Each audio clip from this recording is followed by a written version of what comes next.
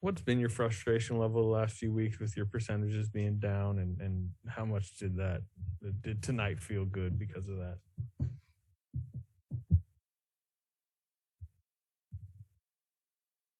I'd like to make more shots. A lot of it was kind of around the record stuff and the way teams would guard me and my shot selection, and that kind of dominating the narrative every game. But like I say, I never get too high or low. It's just over the course of 82, you figure out how to get to my standards and goals that I set in terms of efficiency and the numbers I want to shoot and all that type of stuff. So never lose confidence. Just keep doing what I do. Keep working on my game and having that right perspective about the big picture. Especially as you get further in your career, there's and with the way teams are trying to defend us and defend me, got to make those adjustments, but never really get too low when shots aren't falling. Draymond was in here earlier, and he said that he really wanted to win this game. These guys are giving you guys a little bit of trouble over the past couple of games. And for you, what's your mentality in a game like that and against a guy who says he likes the challenge of trying to defend you? I'm starting to get real familiar with them as a team and what they're about. Obviously, last year and down the stretch of the season, definitely wanted this one. Definitely felt like it's one you can't let slip by because of the history, but also knowing what it was going to take to win a game like this with six of our top 9 out. So you carry that chip on your shoulder and understand it's our home court, and we've talked about protecting our home court no matter who comes in here, but there is a little extra emphasis. Teams that have beaten us a couple times in a row here. And whatever the matchup, y'all know me, I don't get into the antics in terms of this microphone in my face, but it's all about how you play. So I enjoy nights like tonight. What's the you mentioned 6 of your top 9 being out, particularly Wiggins and Poole. They're your number 2, number 3 scorer. What's the increased challenge tonight, but also moving forward for you offensively? Just trying to find the right openings and understand, I'm going to see a crowd most of every possession, and you just got to be able to be decisive. And it's also getting us in the right sets where no matter who's out there, no matter what the combination of 5 guys are, we know how to space the floor. We know how to make the right reads, and guys being confident to shoot their shot when they're open. Because we still can play our style of basketball, move the ball, move bodies, set screens for each other, and create offense that way. Wiggs and JP are great playmakers in terms of, can bail us out on an ISO situation, late clock or something like that. So without those guys, you have to stay diligent in making the simple pass, making the simple cut, simple screen, and just be ready for your shot when you're open. And that'll help us create good momentum on offense. And then obviously for me, just picking and choosing my spots, when to kind of force the issue a little bit, and when to be a decoy, be a screener, all the different options that I can do to help, create space for myself and for my teammates. Steph, looking forward. Probably won't talk to you before then. Christmas Day, you guys have the matchup. Obviously, you guys are used to playing on Christmas at this point, but do you enjoy playing those Christmas matchups? I know everyone doesn't love it. How do you feel like being on that stage on Christmas? I mean, I like it because it means you're one of the marquee teams.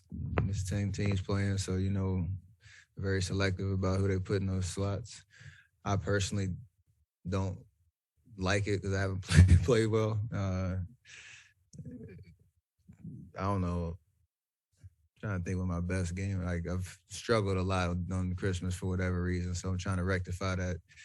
On Saturday, it is weird. Just the especially on the road. And I got 3 kids, and how special a day and weekend it is. So you're trying to balance like being present with them and, you know, doing your job and playing the game and staying focused on that. But I guess it is to be, you know, I think we played maybe 9 straight years or something like that on Christmas. Like it means you're doing something good. So kind of got to take the good with the bad with it. Following up on that quickly, Draymond was just talking about it. Steve mentioned it before the game. As somebody with 3 kids, would you like to see the league implement a rule where no team goes on the road 2 years in a row? Sure, why not? For sure. I think last year was weird because of the delay or the post-bubble expedited start to the season, starting on the 23rd and Christmas, the second game and all that. So, yeah, I like that rule for sure. And then as far as Christmas goes, you split with Phoenix a few weeks back. Haven't seen them a couple times now. What do you think the key is to slowing them, especially on the defensive end? Just understanding their patterns. They're really good in terms of using, you know, that CP8 and pick and roll as a threat, and then they have shooter space. Obviously, with D-Book back, he provides another element of scoring and playmaking that you got to have a body on them at all times. But they have, you know, those guys, Jay, Bridges, Cam Johnson, Shamet, that come in and they know their role and they are very decisive about what they're doing. They shoot when they're open, they drive if they're not, they kick and they know where to be. So you just got to take away the easy stuff. Our offense has to help our defense in terms of not turning the ball over. I think that would hurt us a lot when we played in Phoenix the first game. And they're going to score, but if you turn the ball over, you can't get your defense set. CP's running in transition. He's got options everywhere. That's almost impossible to stop. So offense has to help our defense. Got to fly around multiple efforts.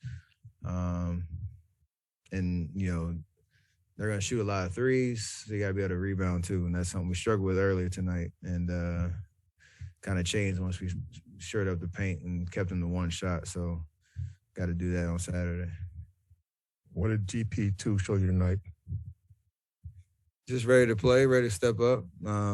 Defensively, had a tough assignment with Ja and trying to keep a body on him, you know, hound him all game.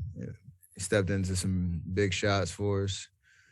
And it was kind of interesting because in the beginning, the way that they were guarding us, you know, him and Otto had a lot of kind of paint touches early and things didn't go our way. They stayed with it. And then ties, you know, slowly started to turn for us in the second half. And for a guy like him to be able to put pressure on the ball and put pressure on the rim and then knock down open shots offensively, that's huge for us. And he's been working hard on that. And I mean, stat line looks amazing, but his impact in the game was awesome too. Just want to ask you quick, you had an ankle twist, I think, in the early fourth. How's that feeling? It's fine. It's the first one I had all year, so it's just let me know it's still there. But it's strong, bounce back. I was able to play the rest of the game, don't feel anything, so I'm not worried about it at all. And then I wanted to ask you about the play you guys sealed the win on. Really came where you late shot clock, you hit rim, Otto gets the rebound. How much when you're going up for that shot from the wing are you just like, I'm just trying to hit rim here, I might not even be trying to make it? I mean, I'm trying to make it first, but that comes with hopefully getting on the rim. And we had run enough clock that even if we didn't get the offensive rebound, we're still in a pretty good position. We didn't turn the ball over, ran a lot of clock. Even if it wasn't the greatest of shots, you can get your defense set and play the possession game and you know, close out the game. So we were up 6 with like 2 minutes left, 2.5 minutes, 3 minutes left, 3 straight turnovers, tie game. Then we came out and went on our run to close the game. Turnovers have killed us against this team, especially, you know, down the stretch. And that was the key to the game. You know, we had 4 pretty good possessions, you know, after that, after they tied the game, and you just get shots up on the rim. If it doesn't go in, you still have your defense set, and, you know, our defense is good enough to, you know, win games for us.